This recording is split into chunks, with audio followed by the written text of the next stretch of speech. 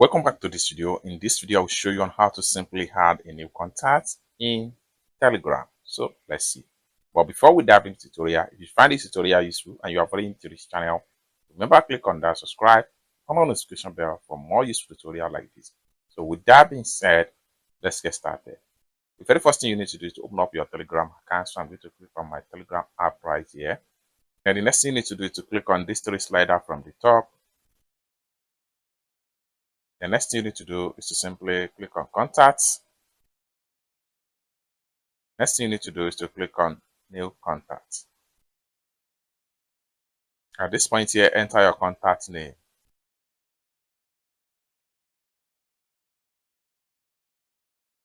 Then enter the phone number of the contact.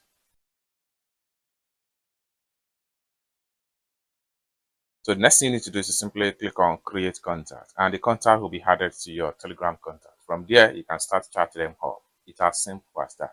I hope you really got value from this video. If you find this video useful, give this video a big like, and also remember to subscribe to the channel for more useful tutorial like this. Thank you so much for watching, and I hope to see you in my next video.